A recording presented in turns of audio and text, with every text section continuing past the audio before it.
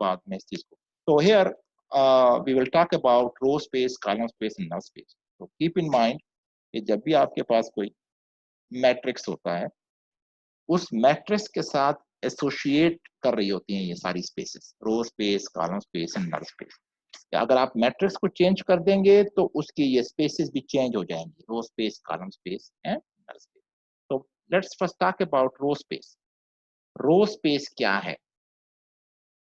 The span of row vectors of any matrix. अगर आप देखें तो मैट्रिक्स में रोज होती हैं और हर रो को, every row can be considered as a vector, but keep in mind that vector one end is tied to the origin and the tip is dictated by the row of the matrix, so it can be represented as a as a vector. So every row is represented as a vector, और जब इन सारे vectors को हम इकट्ठे देखते हैं तो उनके लीनियर कॉम्बिनेशन से हम एक स्पेस बना सकते हैं। तो keep in mind we are talking about the linear combination. तो रो से जो वेक्टर्स बन रहे हैं उनकी लीनियर कॉम्बिनेशन से हम एक स्पेस बना सकते हैं और उस स्पेस का नाम है row space. So that's the idea. If we represent individual columns of a row of a vector, then the vector space formed by the set of linear combination of all those vectors we call row space. So let's go over an example. आप यहाँ पे एक example देखिए। ये एक 3x3 matrix है। 1 2 3 इसकी पहली रो है, 11 22 36 इसकी सेकंड रो है और इसकी थर्ड रो है 1 5 8। इसमें 3 रोज हैं और हम इसकी रो स्पेस देखना चाहेंगे। अब इस मैट्रिक्स के साथ कॉलम स्पेस भी होगी, इसी मैट्रिक्स के साथ रो स्पेस भी होगी और इसी मैट्रिक्स के साथ नल स्पेस भी होगी। So let's go first for the row space. तो अगर हम इसको रो स्पेस में देखें तो आप बड़े आराम से देख सकते हैं यहाँ पे कि 3 रोज हैं और 3 वेक्टर्स हैं, A1 A2 A3। और अब मैं इनके लीनियर कॉम्बिनेशन बनाऊंगा। ये देखिए मैंने क्या बनाया, A1 A2 A3 और बाहर स्पैन लिख दिया। अब स्पैन क्या है? वो इन तीनों वेक्टर्स का लीनियर कॉम्बिनेशन है। और लीनियर कॉम्बिनेशन क्या है? C1 times A1 plus C2 times A2 plus C3 times A3। whereas A1 A2 और A3 ये हमारी रोज हैं और C1 C2 और C3 जो हैं वो मल्टीप्लायर्स हैं, वो स्केलर्स हैं। तो जब ये मल्टीप्लायर्स अपने रेस्पेक्टिव रोज के साथ मल्टीप्लाई होते हैं ना, ऐड होते हैं, तो इनसे मैं एक स्पेस बना सकता हूँ। और वो स्पेस जो है वो इस बात पे बेस करेगी कि उसमें मैं ये मल्टीप्लायर्स चेंज कर सकता हूँ। By changing the multipliers I can trace A complete space. मैं बहुत सारे infinite numbers of vectors बना सकता हूं और उन वेक्टर्स के टिप्स को अगर मैं देखूं और उन वेक्टर्स को वो किस पर्टिकुलर स्पेस में पड़े हुए हैं तो पूरी की पूरी स्पेस जो है वो रो स्पेस कहलाएगी। तो एक पूरी की पूरी स्पेस होगी जिसे मैं सब स्पेस भी कह सकता हूँ। वो ऐसी एक सब स्पेस होगी जिसमें सारी की सारी कॉम्बिनेशन जो हैं, लेकिन याद रखिएगा ये सारी कॉम्बिनेशन मैं रोज से बना रहा हूँ, तो वो सारी की सारी कॉम्बिनेशन जो है वो पड़ी होंगी। तो इस स्पेस को, इस पर्टिकुलर स्पेस को हम कहते हैं रो स्पेस, क्योंकि ये सारी की सारी स्पेस किसने बनाई है? रोज ने बनाई। ठीक है। तो अब मैं यहाँ पे थोड़ी देर के लिए रुकता हूँ और आप लोग अपना माइक अनम्यूट करके और क्वेश्चन पूछ सकते हैं। जी जी जी फरमाइए, क्वेश्चन पूछिए।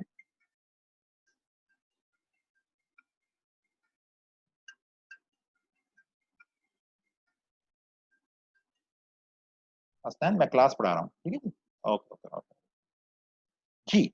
तो आपके जहन में कोई क्वेश्चन है आकिब साहब तब पूछ लीजिए। बजाज साहब कोई क्वेश्चन है तो पूछें। मैं अनम्यूट कर रहा हूँ सबको, प्लीज पार्टिसिपेट। तो आप इसमें अपने पार्टिसिपेट कीजिए और इसमें सर जी जी सर कॉलम स्पेस और नल स्पेस में थोड़ा सा बता दें। जी जी, अभी अभी मैंने आपको रो स्पेस बताई है। इसमें थोड़ा कंफ्यूजन। हाँ, अभी मैंने आपको रो स्पेस, आपको समझ आई जी है रो स्पेस क्या है? सर, मैं तो अभी आया हूँ, अभी ज्वाइन किया। हाँ, तो आप, मैं दोबारा कह देता हूँ आपको कि रो स्पेस ऐसी जी चीज सर। है कि जिसमें आप रोज उठाते हो मैट्रिक्स के, आप मैट्रिक्स के रोज ओके सर। उठाओगे, हर रो को वेक्टर समझोगे, हर रो को जी वेक्टर सर। समझोगे, और फिर इन वेक्टर्स के साथ आप कुछ भी मल्टीप्लाई कर सकते हैं, कोई भी स्केलर मल्टीप्लाई कर सकते हैं, कोई जी चीज ले सर। लें। ठीक है, तो लेट्स से C1 ले लेते हैं। C1 टाइम्स पहली row plus C2 times second row plus C3 times third row. अब जब मैंने ये ऑपरेशन किया, इस ऑपरेशन को कहते हैं लीनियर कॉम्बिनेशन। मैंने क्या किया? जी सर। लीनियर कॉम्बिनेशन किया। किनका किया? लीनियर कॉम्बिनेशन रोज का। किया है। हाँ, रोज का लीनियर कॉम्बिनेशन किया। अब मैं C1, C2 और C3 को कोई वैल्यूज भी दे सकता हूं।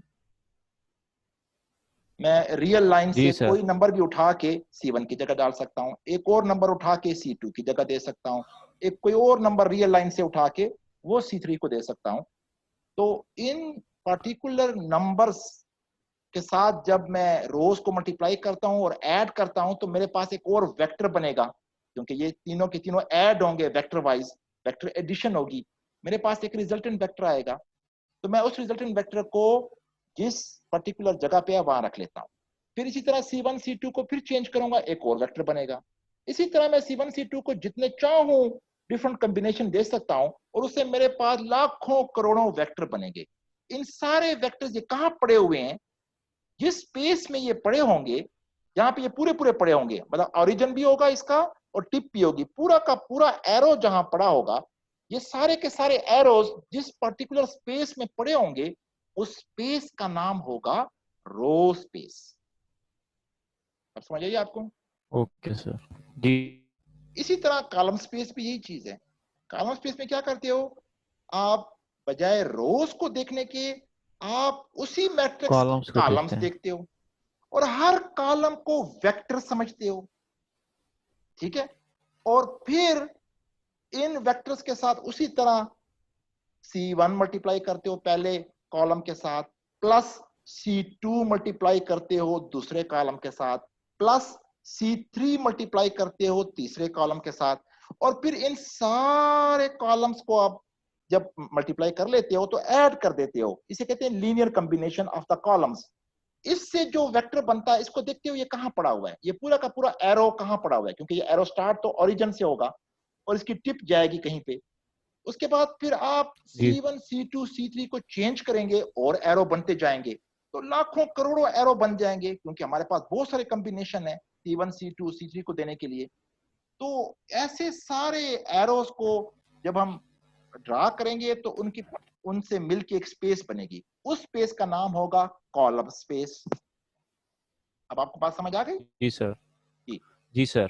तो रो स्पेस और कॉलम स्पेस में सिर्फ एक ही फर्क है कि रोज के लीनियर कॉम्बिनेशन की जो चीज बनती है उसे रो स्पेस कहते हैं, और जो कॉलम स्पेस के कॉम्बिनेशन से चीज बनती है उसे हम कॉलम स्पेस कहते हैं। Everybody agree? जी। कोई क्वेश्चन है? मैं नल स्पेस पे थोड़ी देर में आता हूं, लेकिन मैं पहले चाहता हूं कि आप लोग इस चीज को अंडरस्टैंड कर लें कि ये क्या है, ताकि आपको बहुत क्लियरली समझ में आ जाए। जी, वजाहत साहब, आपको समझ में आया? राना साहब, आपको समझ में आया? समरीन, आपको समझ में आया? Everybody is with me? जी सर। जी जी सर। जी। तो रो स्पेस और कॉलम स्पेस में यही फर्क है कि रो स्पेस रोज के लीनियर कॉम्बिनेशन से बनती है और कॉलम स्पेस कॉलम्स के लीनियर कॉम्बिनेशन से बनती है। लेकिन मैट्रिक्स वही रहता है, मैट्रिक्स में कोई तब्दीली नहीं आती, वही मैट्रिक्स होता है। लेकिन उसी मैट्रिक्स की रोज से अगर आप कोई स्पेस बनाएंगे तो वो रो स्पेस बन जाएगी, उसी के कॉलम से अगर आप कुछ बनाएंगे तो वो कॉलम स्पेस बन जाएगी। So that's the whole idea behind it. Row space और कॉलम स्पेस यही है कि उसमें आप उनके कॉम्बिनेशन से आप बना सकते हो। अब बात समझ में आ रही है आप लोगों को? एवरीबॉडी? जी सर। जी, गुड गुड। अच्छा, अब हम चलते हैं और इसको मजीद इन नोट्स को देख लेते हैं। अच्छा, अब आ जाते हैं हम कॉलम स्पेस की तरफ। So let's move towards column space. Similar to row space, column space is a vector space formed by set of linear combination of all column vectors of a matrix. समझ आ गई आपको? तो अब जरा आके इसको देख लेते हैं। जी ये सर। देखें, यहाँ पे देखिए उन्होंने कॉलम्स उठाए हुए हैं। A1 क्या है? पहला कॉलम है 1 11 1। इस A1 को उन्होंने वेक्टर की शक्ल दे दी है। देखा ना, ये वेक्टर बन गया है। ये वेक्टर कहां पड़ा हुआ है?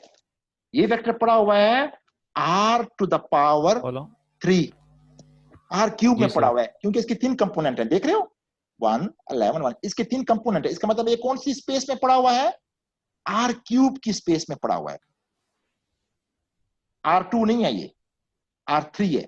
जी सर। ठीक है। इसी तरह आप A2 को देखें, वो उसका सेकंड कॉलम है, उसी मैट्रिक्स का सेकंड कॉलम है 2 22 5।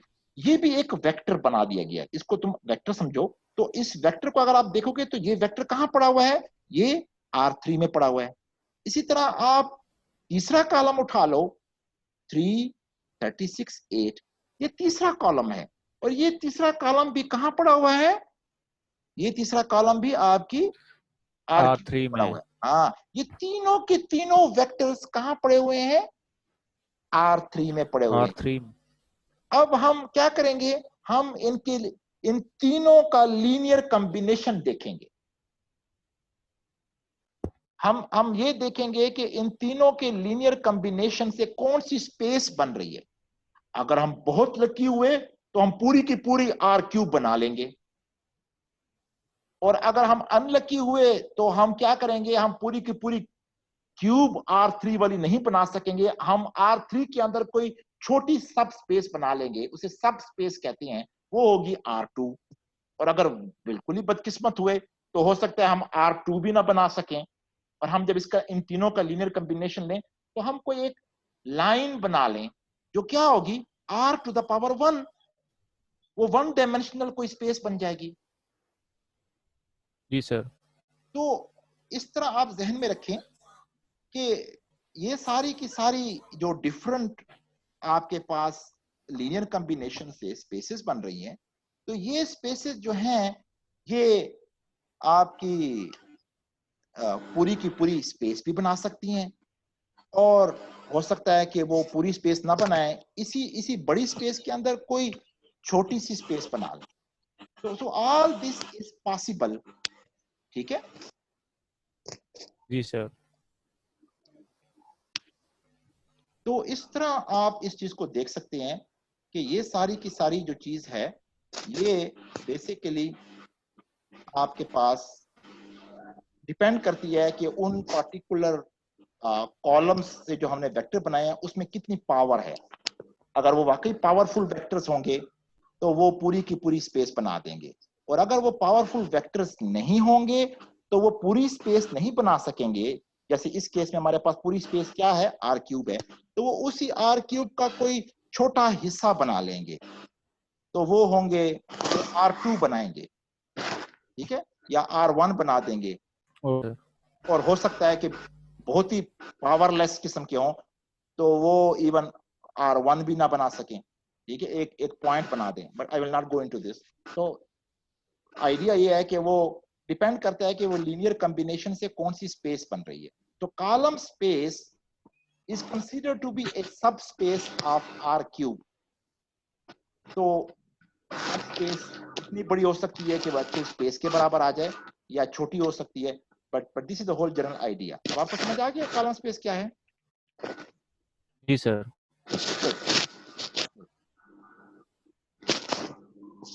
ये अब्दुल्ला खान मरवत का जो मैं म्यूट कर रहा हूं क्योंकि इनके माइक जरा नॉइज पैदा कर। जी जी जी।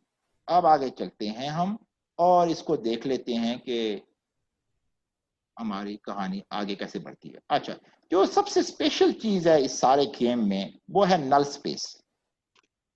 ठीक है, तो अब देखिए ना, मैंने लिखा है कॉलम स्पेस ऑफ ए, इसको लिखते ऐसे हैं स्पैन A1 A2 A3। अब A1 A2 A3 क्या है? 3 कॉलम्स हैं। स्पैन का मतलब है लीनियर लीनियर कॉम्बिनेशन। कॉम्बिनेशन।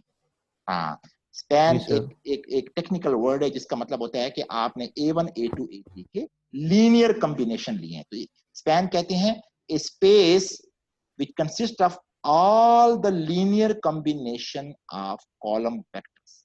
ठीक है जी, जी एवरीबॉडी सर। एग्रीड? अच्छा, अब इसमें एक और टेक्निकल वर्ड आता है जिसका नाम है डायमेंशन। डायमेंशन क्या है? डायमेंशन का मतलब ये है कि आपके पास ये जो पर्टिकुलर 3 कॉलम्स आए हैं, क्या ये तीनों के तीनों कॉलम्स पावरफुल?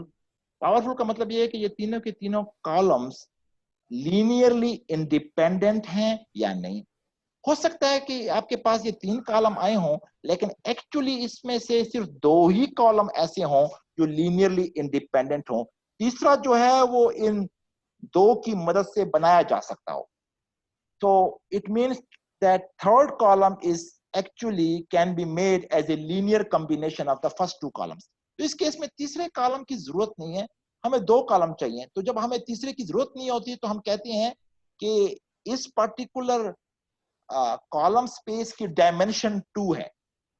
तो डायमेंशन जो है वो डिपेंड करता है कि आपके पास जो वेक्टर्स स्पैन में आए हुए हैं वो वेक्टर्स लीनियरली इंडिपेंडेंट हैं या नहीं है। You're getting my point?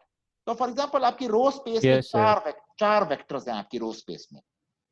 आपने अपनी रो स्पेस बनाई ना, तो वो हो गई आर ऑफ ए।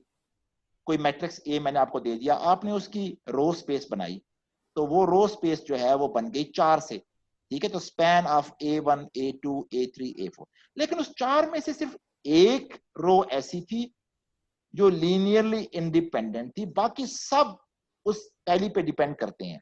इसका मतलब ये हो गया कि वो रो स्पेस की डायमेंशन क्या होगी? 1 होगी। और वो आर कौन सी वन। स्पेस बनाएगी? R to the power 1 R बनाएगी। वन। हाँ, तो वो उसके अंदर इतनी ही कैपेसिटी है, उसकी कैपेसिटी ही इतनी है कि वो सिर्फ R टू द पावर 1 बना सकती है। और बास ऐसी आपके पास रो स्पेसेस, जब आप रोज को मिलके देखेंगे तो आपको पता चलेगा कि सारी की सारी रोज इंडिपेंडेंट हैं। अगर सारी की सारी रोज इंडिपेंडेंट हैं जिनसे मेरा मैट्रिक्स बना हुआ है, तो फिर उससे जो रो स्पेस बनेगी, लेट्स से अगर 4 रोज हैं तो वो फिर पूरी की पूरी R टू द पावर 4 बनाएंगी। तो अगर वो R टू द पावर 4 बना रही हैं तो मैं कहूंगा कि मेरी रो स्पेस की डायमेंशन क्या है? 4। सो 4। कीप इन माइंड कि डायमेंशन जो है ना, वो बेसिकली इस बात पे डिपेंड करता है कि आपकी रो और कॉलम स्पेस जो आपने बनाई हुई है उसमें से कितने वेक्टर्स हैं जो कि लीनियरली इंडिपेंडेंट हैं। तो लीनियर इंडिपेंडेंस ही मुझे उस स्पेस की डायमेंशन बताएगा। तो अगर जी आपके सर। पास कोई R to the power 4 space है तो उसके अंदर R to the power 4 dimension भी हो सकती है, R to the power 3 dimension भी हो सकती है, R to the power 2 dimension भी हो सकती है, R to the power 1 dimension भी हो सकती है। So it all depends. अब आपको बात समझ आ रही है? इट ऑल डिपेंड्स कि आपके पास जो जो कॉलम्स हैं वो कितने पावरफुल हैं, आपके पास रोज हैं वो कितनी पावरफुल हैं। तो जो जितनी पावरफुल होंगी, तो लीनियर अलजेब्रा में हम उसे कहते हैं कि वो रोज या वो कॉलम्स लीनियरली इंडिपेंडेंट हैं। तो जब रोज लीनियरली इंडिपेंडेंट होती हैं तो वो पावरफुल हो जाती हैं, जब कॉलम्स लीनियरली इंडिपेंडेंट हो जाते हैं तो वो पावरफुल हो जाते हैं। So this is the idea behind dimension. एक और इंपॉर्टेंट टेक्नोलॉजी है रैंक। तो रैंक क्या है? वो डायमेंशन के बराबर होता है। तो जब किसी कॉलम स्पेस या रो स्पेस की आप डायमेंशन कैलकुलेट कर लेते हैं तो वो क्या बन जाती है? उसकी रैंक। और कीप इन माइंड कि dimension of a column space and dimension of a row space हमेशा इक्वल होती है। तो रैंक जो है मैट्रिक्स का हमेशा फिक्स होता है। मतलब ऐसा नहीं हो सकता कि आपके पास कॉलम जो है वो कॉलम स्पेस की डायमेंशन 3 आ जाए और रो स्पेस की डायमेंशन 5 आ जाए। नहीं, ऐसा नहीं, दोनों की सेम डायमेंशन आएगी और दोनों की डायमेंशन जो है वो रैंक को रिप्रेजेंट करती है, वो सेम होती है बिल्कुल। तो रैंक और dimension of column space and row space is exactly the same thing. अब आपको समझ आई टर्मिनोलॉजी ये वाली? जी सर। जी। अब इसको देखते हैं नीचे, rank of a matrix is the maximum number of linearly independent vectors in rows और कॉलम्स। चाहे आप रोज उठा लो और उनसे वेक्टर बना लो, चाहे आप कॉलम्स उठा लो और उनसे वेक्टर्स बना लो। तो देखने की चीज सिर्फ ये है कि लीनियर इंडिपेंडेंस कहां कहां है। तो रोज या कॉलम इस पे डिपेंड नहीं करता, दोनों में से जो लीनियर इंडिपेंडेंट रोज होंगी उनकी तादाद हमेशा लीनियरली इंडिपेंडेंट कॉलम्स के बराबर होगी। ये लॉ है, ये थ्योरम है पूरा का पूरा। तो number of linearly independent rows is equal to number of linearly independent columns and they both are equal to rank of a matrix। अब आपको समझ आई बात सारी? जी sir. Good. So let's move to another very interesting phenomena which is null space। अब null space क्या है?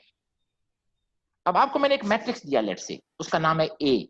ये matrix कौन सा होगा? अगर आप देखें ax इक्वल टू बी में, ये ए मैट्रिक्स जो है ये कोफिशिएंट मैट्रिक्स है। याद है ना आपको, कोफिशिएंट मैट्रिक्स होता है, फिर x उसमें अननोन होता है, वो एक वेक्टर होता है, फिर इक्वल टू और जो उस साइड पे b होता है वो भी वेक्टर होता है। तो basically ax equal to b जो है वो एक मैट्रिक्स है जो कि एक वेक्टर से मल्टीप्लाई हो रहा है और इक्वल टू जवाब भी एक और वेक्टर आ रहा है। ये अगर ज्योमेट्री में जाके देखें तो हम इस चीज को ऐसे देखते हैं कि ए एक ट्रांसफॉर्मेशन है जो कि उस एक्स वेक्टर पे अप्लाई हुई और उसने उसको बी में कन्वर्ट कर दिया। ठीक है, इसी तरह ए इनवर्स एक इनवर्स ट्रांसफॉर्मेशन है जो बी पे लगी और उसने आपको एक्स दे दिया। So think in that way कि हम इस किसकी बात कर रहे हैं? कोफिशिएंट मैट्रिक्स की बात कर रहे हैं, एक। तो जो कोफिशिएंट मैट्रिक्स होता है उस मैट्रिक्स में अगर आप गौर से देखें तो उस कोफिशिएंट मैट्रिक्स में हमारे पास उस कोफिशिएंट मैट्रिक्स से जो रिलेटेड चीजें होंगी ना, वो उसमें हमने कॉलम स्पेस देख ली, हमने रो स्पेस देख ली। अब उसी कोफिशिएंट मैट्रिक्स के साथ रिलेटेड एक और स्पेस होती है जिसका नाम होता है नल स्पेस। अच्छा, नल स्पेस बड़ी स्ट्रेंज है। किस सेंस में स्ट्रेंज है? कि ये ना तो रोज से मिलके बनी होती है लीनियर कॉम्बिनेशन से, ना ये कॉलम्स के लीनियर कॉम्बिनेशन से बनती है। ये कैसे बनती है? अब जरा इक्वेशन पे गौर करो। एक मैट्रिक्स आपने मुझे दिया ए और आपने मुझे कहा कि इसकी नल स्पेस बना के दें। आप याद रखिएगा कि नल स्पेस मैट्रिक्स पे डिपेंड करती है। मैट्रिक्स चेंज करेंगे तो नल स्पेस चेंज हो जाएगी। तो आपने मुझे एक मैट्रिक्स दे दिया ए और अब क्वेश्चन ये है कि मैं उसकी नल, तो इक्वेशन क्या है? Null space. नल स्पेस का मतलब है कि ये वो पर्टिकुलर एक्स हैं, ये वो पर्टिकुलर वेक्टर्स हैं, जब ये मैट्रिक्स के साथ मल्टीप्लाई होते हैं तो ये क्या जवाब दे देते हैं? जीरो। ये बी नहीं बनाते। अब आप गौर से देखें ना, A x equal to B नहीं है, यहां पे A times x equal to zero. ये वो लोग हैं। अब मैं किन लोगों की बात कर रहा हूं? एक्स की बात कर रहा हूं। एक्स क्या है? एक वेक्टर है। तो ये वो सारे वेक्टर्स हैं जब ये इस पर्टिकुलर मैट्रिक्स के साथ मल्टीप्लाई होते हैं तो जवाब क्या आ जाता है? जीरो। इसका मतलब है कि अगर आप इसको ज्योमेट्री में देखें तो इसका मतलब ये है कि ये वो सारे वेक्टर्स हैं जब ये मल्टीप्लाई होते हैं, निकलते हैं, हाँ ट्रांसफॉर्म होते हैं एक के साथ, तो ये बजाय ट्रांसफॉर्म होने के कहीं और जाते, ये सारे के सारे ओरिजिन पे गिर जाते हैं, जीरो हो जाते हैं। ये अपनी आइडेंटिटी खो देते हैं।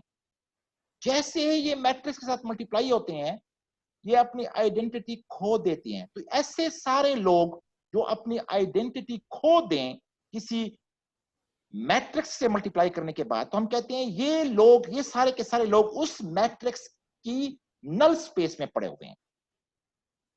अब आपको समझ आई? जी सर। एवरीबॉडी, नल स्पेस क्या है? ये बड़ी इंटरेस्टिंग चीज है। ये ऐसी स्पेस होती है जो ये बताती है कि अगर मैंने ये मैट्रिक्स इन लोगों के साथ मल्टीप्लाई किया तो ये इस सारी स्पेस को खा जाएगा, क्योंकि ये सारी की सारी इस स्पेस को क्या कर देगा? इस स्पेस को जीरो कर देगा। ट्रांसफॉर्मेशन होने के बाद इसका वजूद खत्म हो जाएगा। ये सारे के सारे यूं समझें कि ओरिजिन के ऊपर कोई ब्लैक होल पड़ा हुआ है, उसके अंदर गिर जाते हैं, उसमें कुआं पड़ा हुआ है, उसमें सारे गिर जाते हैं। इनकी अपनी हैसियत खत्म हो जाती है। अब आपको समझ आ रही है बात की? जी सर। जी। तो नल स्पेस इस लिहाज से बड़ी इंटरेस्टिंग है कि आपको उसकी पार्टिकुलर जो है ना इंटरप्रिटेशन पता हो। तो अब आपको समझ आ गया कि ये सारे लोग हैं जो खाए जाते हैं ए के साथ, ए इनको खा जाता है। तो अगर वो ए इनको खा सकता है तो फिर हम कहते हैं कि ये सारे के सारे लोग क्या हैं, नल स्पेस में पड़े हुए हैं। अब बात समझ आ रही है आपको? जी सर। जी।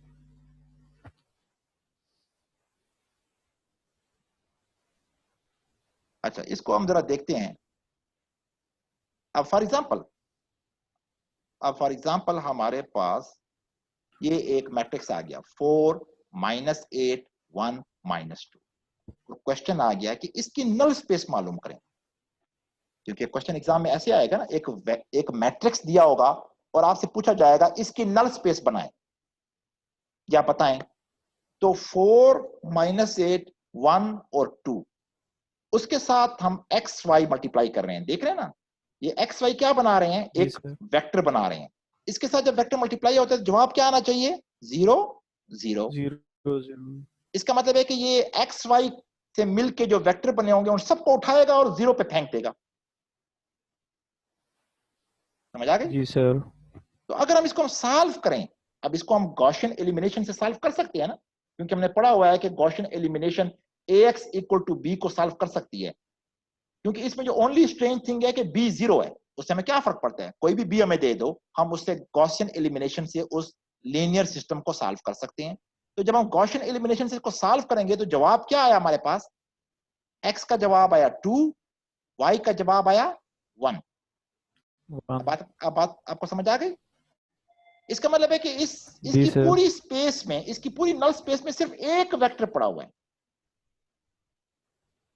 ठीक है, उसका नाम क्या है, 2 1। अब बात आपको समझ आ रही है, 2 1। तो जी जी सर। इसका मतलब है कि ये 2 1 है। अब अगर मैं इस 2 1 के साथ कोई भी कांस्टेंट मल्टीप्लाई करूं, c टाइम्स 2 1, c को मैं कोई भी वैल्यू दे सकता हूं, इसका मतलब क्या बन जाएगी, ये बहुत बड़ी लाइन बन जाएगी। तो इसका मतलब है कि इस मैट्रिक्स के लिए नल स्पेस क्या है, एक लाइन है। उस लाइन में क्या पड़ा हुआ है, 2 1 पड़ा हुआ है और 2 1 के सारे मल्टीपल पड़े हुए हैं। 2 टाइम्स 2 1, 3 टाइम्स 2 1, 3.5 टाइम्स 2 1। वो सारे के सारे लोग क्या बना रहे हैं, एक लाइन बना रहे हैं ना। क्योंकि जी सर। ये जो पर्टिकुलर वेक्टर होगा 2 1, ये तो ओरिजिन के ऊपर पड़ा होगा और आगे इसकी टिप होगी। तो इस पर्टिकुलर वेक्टर के साथ जब मैं 2 मल्टीप्लाई करूंगा कोई स्केलर, तो इसको तो एक्सपैंड कर देगा। और अगर मैं इसके साथ 1/2 मल्टीप्लाई करूंगा तो इसको कंट्रैक्ट कर देगा। इसी तरह इसके साथ माइनस मल्टीप्लाई करूंगा तो दूसरी साइड पे चलेगा। इसका मतलब है कि ये 2 1 से मिलके अगर मैं इसके लीनियर मल्टीपल लूं तो इस 2 1 से मिलके मैं पूरी एक लाइन बना सकता हूं। I can make the whole line out of it.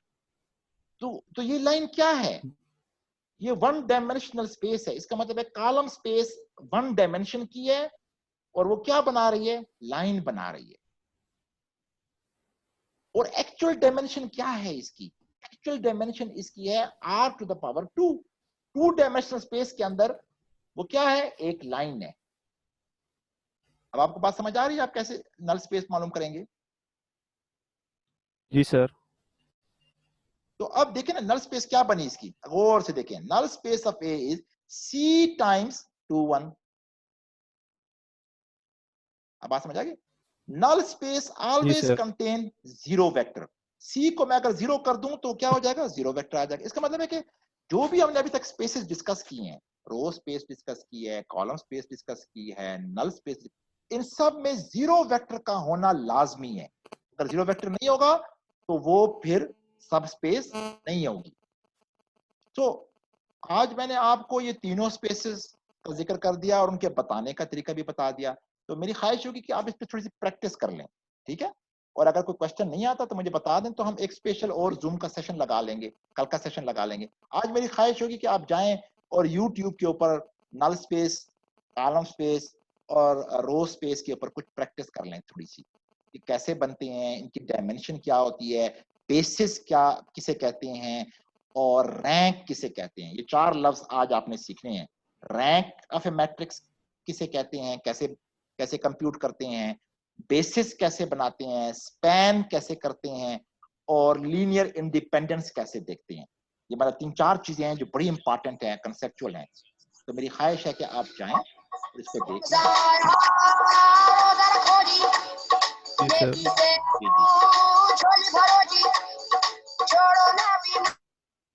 तो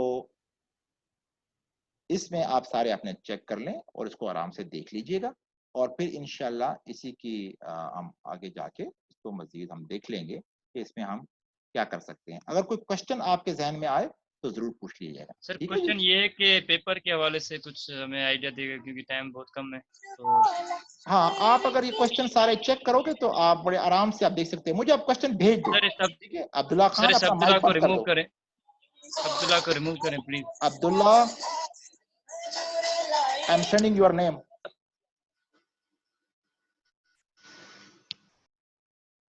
जी, तो आप इसमें पहले आप काम कर लें और फिर मुझे आप व्हाट्सएप के ऊपर मैसेज भेज दें, आपको जो प्रैक्टिस चाहिए। इंशाल्लाह मैं आपको दोबारा प्रैक्टिस दे दूँ। ठीक है, ठीक है जी? Okay okay sir, sir. Okay जी, thank thank you you very sir. Much and will see you next time इंशाल्लाह। अल्लाह हाफिज।